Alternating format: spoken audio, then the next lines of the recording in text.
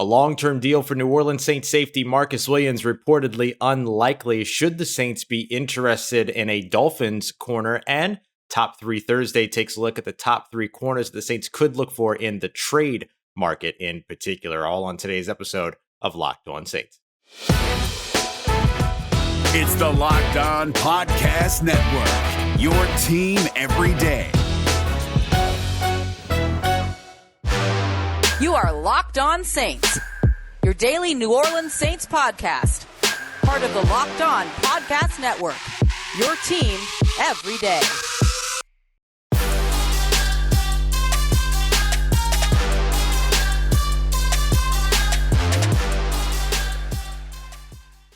What is good, Who Dat Nation and Who Dat family? Welcome into another episode of Locked On Saints, your daily podcast covering your favorite team, the New Orleans Saints, part of Locked On Podcast Network, your team every day. And on today's episode, we're taking a look at Marcus Williams, the deadline impending to get a long-term deal done with him before the 2021 season. We'll talk about the latest reports and what could happen as 4 p.m. Eastern time gets closer and closer. Then in our second segment, we'll take a look at Xavien Howard. Could the Saints potentially take advantage of a fractured relationship in Miami? What would it cost, both in terms of trade compensation, and we'll talk about the money and why Howard wants a new contract. And then we'll wrap up with Top 3 Thursday. Continuing that trend, we'll talk about the top 3 corners that the New Orleans Saints could potentially look for in the trade market. As always, I'm your host, Ross Jackson, at Ross Jackson Nola on Twitter, your co-managing editor over at CanalStreetChronicles.com, and your Tuesday co-host over at the National Locked On NFL podcast. We got all that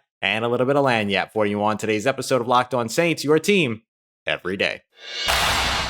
All right, y'all, as we get started with today's episode, the daily podcast here covering your New Orleans Saints. Just one more reminder, if you're listening to the podcast on your favorite podcast provider, make sure you're following or subscribed as we get closer and closer to camp here. Take a moment to drop a 5-star rating and review if you're on iTunes, and be sure to like, subscribe, and turn on notifications if you're watching on YouTube. So to get started with today's episode, I'll also remind you to check out the Locked On Fantasy Football podcast hosted by Vinny Iyer as well, wherever you get your podcast. So let's start with the news of the day, which of course centers around safety Marcus Williams. 4 p.m. Eastern time deadline to get a long-term extension done and have Marcus Williams not play 2021 on the franchise tag and therefore becoming a free agent at the end of the season. That deadline is ticking closer and closer, of course, by the second. But a report this morning from Adam Schefter may tell us everything we need to know already, as he outlined that of all 7 of the players that are currently on franchise tag deals, that there are absolutely no, right now, out of any of those 7, no deals expected to be likely to be done before the deadline. So what does this mean for the New Orleans Saints? Well, it's kind of good news, honestly, for Marcus Williams. Marcus Williams is the one that has the opportunity to win in this situation. Marcus Williams will turn 25 4 days before the Week 1 game against the Green Bay Packers. He hasn't entered his prime years of his career yet, which would probably be around that 26, 27, 28 year age range.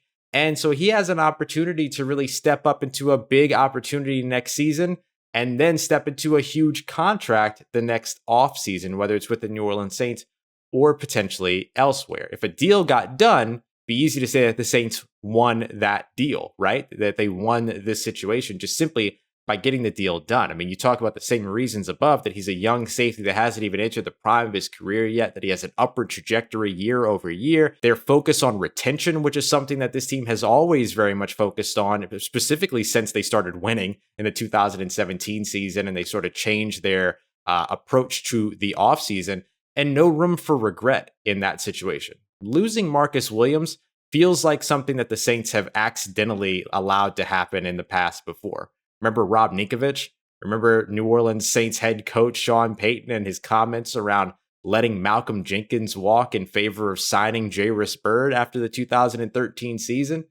This could be another one of those situations if the New Orleans Saints allow Marcus Williams to end up leaving the facility at some point in the near future, whether it's next offseason or the season after. The fact of the matter is that the Saints also have the opportunity to franchise tag Marcus Williams again next season if they needed to. We'll talk about that in a second. But look, he had the 4th highest total interceptions ranking when it came to all safeties since 2017.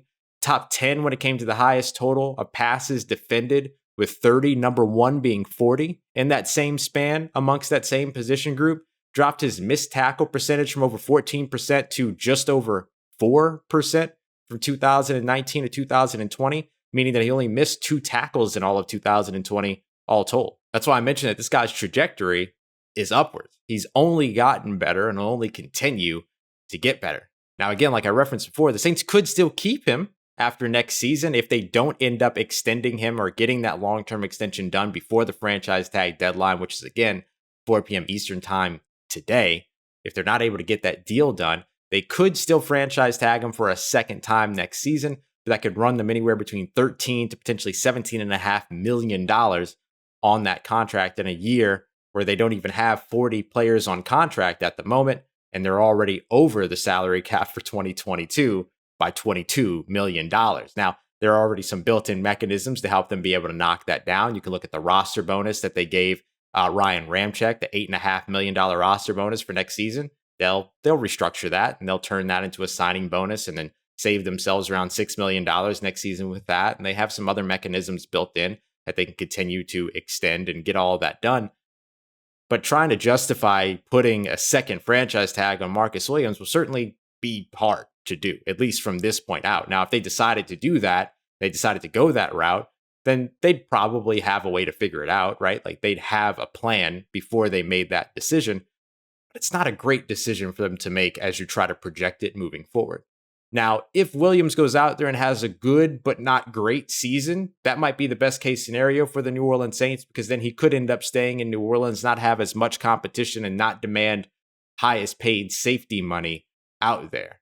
But if he balls out, then that means that he could end up forcing his way out of New Orleans, not on purpose, but his demand could force him out of New Orleans. There's a lot of safety needy teams out there, like the Jacksonville Jaguars and a few others that are out there that I think would be absolutely interested in Marcus Williams. There's some divisional teams that would be interested in Marcus Williams and that would be able to put up some more money than maybe the New Orleans Saints will be able to in 2022. But the Saints have shown that they're one of the best in the league when it comes to player retention, unless they're $100 million over the salary cap and have to make some certain sacrifices toward the middle of their roster. But retaining their core and their top talent players, they've done a very good job of that over the most recent years. We'll see if they'll be able to do that, even if they can't get this long-term deal done with Marcus Williams, which, by the way, Adam Schefter's report is not an end-all be-all report. Just because it seems unlikely that a deal will get done doesn't mean that it doesn't. So we'll be able to revisit that tomorrow as we circle back around and we actually know what happens, as we'll be beyond the deadline at that point to get an extension done. So still reason to watch, still reason to hope here that New Orleans Saints can get this contract extension done. One less thing they'd have to worry about throughout the season and going into next season.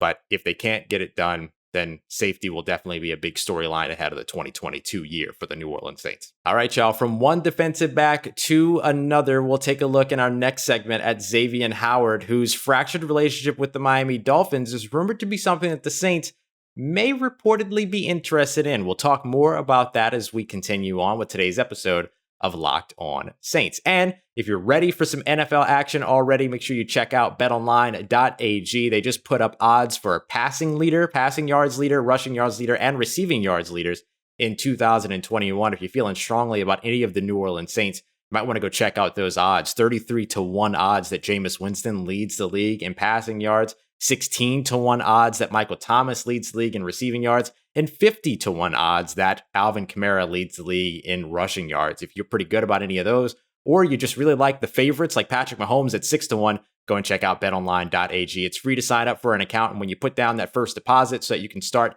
with the money that you need to bet with, you can go ahead and use the promo code LOCKEDON, LOCKEDON, so you can get a 50% welcome bonus on top of that. Put down $100, get an extra $50 from Locked On and betonline.ag with the promo code Locked On at BetOnline, your online sportsbook experts. All right, Who Dat Nation, continuing on with today's episode of Locked On Saints. And what if Xavien Howard could be the answer for the New Orleans Saints at cornerback? Is that something that you would like if you were playing GM? Let me know in the comment section below, or of course, you can always hit me up on Twitter at Ross Jackson Nola and join the Locked On Saints Facebook group at facebook.com/groups/Locked On Saints. Now, there are a lot of rumors right now going on around the fractured relationship between Howard and the Miami Dolphins. He wants a new contract. And I've seen this question before. How could he be so unhappy with his contract when he's making a total of $75 million over the course of it, a contract that he signed before the 2019 season? But just looking at that number, $75 million, yeah, there's a good reason to look at that and say, well, why wouldn't he be happy? But that number doesn't tell the whole story. Remember, contracts are very intricate and are very nuanced. So let's get into the nitty gritty here over on our side. So Howard wants a new contract, not just because of the fact that he's got 4 years that are remaining on his contract from 2021 to 2024. It's because his guaranteed money is gone by the end of 2021. This is his last year of guaranteed cash. After this season, the next 3 seasons on his contract, $0 guaranteed. So even though he's got over $10 million on the books in terms of his base salary for each of those seasons, not a penny of it is guaranteed to him. Nothing is promised. That's why Xavien Howard wants a new contract, because he wants guarantees, because he's playing in the NFL, because he's going to be 29 years old when all of his guaranteed money goes away. It's not a great situation to be in for any NFL player, let alone a cornerback that's asked to make tough cuts and that's asked to, transition from backpedaling to running full speed and playing trail technique and making tackles. Not a great situation to be in. That's why he wants another contract. Remember, contracts are more than just average per year and total cash. It's the guarantees, it's the structure that you also have to pay attention to. So keep that in mind as we talk about why Xavien Howard wants out of Miami. It might not be because he wants more money. It might just simply be because he wants more money guaranteed to him, which makes a lot of sense. Now, the Dolphins could cut him after 2021, save everything but the $2.8 million that remains in terms of the signing bonuses that they've already paid out in cash and that still sit on the cap for the next couple of seasons. That's the problem for Xavien Howard. So, according to reports, it could take a first-round pick to get Xavien Howard away from the Miami Dolphins. But that feels unlikely to me. That's likely high in terms of the asking price, which often doesn't get met, and then they end up having to settle for something below that, especially if Howard decides to hold out and force the issue, which could work in the New Orleans Saints' favor. Let's say that the Saints were able to pull him out of Miami for, say, a second-round pick and maybe a Patrick Robinson or another corner that they can send over to that side. They'd save a couple $1 million by trading Patrick Robinson. I'm not suggesting it. I'm just saying it's what a realistic package could look like. And then they move a second round pick. I think that you'd be pretty happy with that, because once you get Xavien Howard, in New Orleans, then all of a sudden you have the ability to be able to restructure his contract, switch up the distribution for the 2021 season. You could knock that money down and then therefore give him more guaranteed money in the long run. Remember, you don't have to do too much here. He's getting $0 guaranteed over the next 3 seasons. If you give him more than that, it helps to make him a little bit happier and help him feel a little bit more kind of in place, right? Feels a little bit more solidified in terms of what it is that he brings to a team and his team's loyalty to him. And this is, just like we were talking about the other day, a protection for the New Orleans Saints as well, because what if they can't get what if they can't get Marshawn Lattimore to agree to a long-term extension after this year or during this year? They need to protect themselves and still have a number 1 cornerback option without having to dip into the draft. And speaking of the draft, the Saints did something really interesting in the 2020 draft that not a lot of people are talking about. For the first time in several years, the New Orleans Saints didn't trade any future selections, not a single one. They traded some selections within to be able to move up, right? A couple of thirds to move up in the third and then grab Paulson and Debo, for instance. But they didn't trade any of their 2021 draft capital. Usually, they live off of their future capital, just like they live off of their future cap pretty often. They didn't do that in 2021. They've also still going into 2021.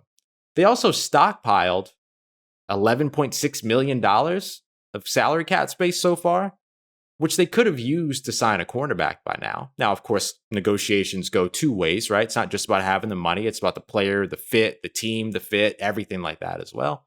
But when it comes down to it, they've had the money to at least be convincing ever since Ryan Ramczyk's extension, maybe even since Marshawn Lattimore's extension. So they've been stocking up capital in both the cash part of the conversation, but also in the draft part of the conversation. 9 expected selections going into 2022, which include several compensatory selections that they should be getting for guys like Sheldon Rankins, Justin Hardy's, I think will cancel out with Tano Passanio's contract, Trey Hendrickson, Malcolm Brown, and then of course Terry Fontenot. So you have all of these potential picks that are going to be coming in or that should be coming in for the Saints. They've saved their original 7 selections for the season thus far. Looks like they've got the ammunition to make a deal. The question is, do they feel like the need at the position is such that they need to go out there and make that kind of move? That's, of course, what we don't know. And that's, of course, what we'll find out, seeing about whether or not they do it. But according to Jeff Duncan over at The Athletic, if Xavien Howard were to become available over in Miami and try to force his way out, he believes that it wouldn't be a surprise at all to see the Saints be involved in trying to land him and be one of the many teams that would be going after a cornerback that just led the NFL in interceptions with 10 during the 2020 season. And if the Saints were to pull that off and maintain Marshawn Lattimore for the 2021 season as well, that's one of the best, if not the best, should be in the conversation for it at least, the best cornerback position, best cornerback tandem going into 2021. And all of a sudden, this defense looks a lot better than the question marks that are surrounding it right now. All right, y'all. Xavien Howard isn't the only cornerback that the Saints could be interested in pursuing if they do decide to go the trade market route. We'll take a look at a few other names in our top 3 Thursday that they could look for when it comes to cornerbacks on the trade market. And we'll give you a quick update on New Orleans Saints. Let's call it the Louisiana Superdome. Give it its old name back for a little while. Naming rights. Big update today and more updates on the way. We'll talk about all that as we continue on with today's episode of Locked On Saints. So the Saints have options in their cornerbacks, and you've got options in your protein bars. So stop grabbing those store-bought protein bars that look like rocks and that some people are literally microwaving in order to get through. Don't mess with all that. Enjoy yourself. Get something that you're going to enjoy over at BuiltBar.com, the protein bars that legitimately taste like candy bars. I've given these to a ton of people. Let a ton of people try them. Everyone loves them. And they've got great flavors, something for everybody as well. You like coconut and chocolate? They've got you covered. Mint and chocolate, got you covered. Fruit and chocolate, got you covered. Peanut butter and chocolate. Salted caramel, one of my favorites. There's a lot over at BuiltBar.com and even more at Built.com too if you want to check out all the products that they have. They also have limited edition flavors that pop up over on the website all the time, like the recent Grasshopper Cookie, which is basically their version of a Thin Mint, which has all the flavor, but none of the sugar, or at least not all the sugar you would take in with a couple of those cookies. Only 4 or 5 grams of sugar in these bars, despite having 17, 18 grams of protein and a ton of flavor. I mean, these things are super enjoyable. So go and check them out. Best tasty protein bar on the market over at BuiltBar.com. Go ahead and grab yourself a sample box. You can get 2 of all 9 flavors, or you can mix and match a bit with a create your own box, or just get a full box of 18 of whatever flavor you absolutely love. Check them out. And don't forget to use the promo code LOCKED15, LOCKED15 to get 15% off on your next purchase as well. That's LOCKED15 for 15% off at BuiltBar.com. Let's get it, Who Dat Nation. We're going down the rabbit hole here a bit with New Orleans Saints potential offseason trade talk. Now, I've done this a couple years. I was really into the idea of the Saints trading for Teddy Bridgewater. Thankfully, that offseason they did.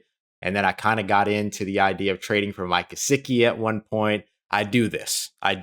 So don't take too much out of this outside of the information, just to know that these guys are available if the Saints were to be interested.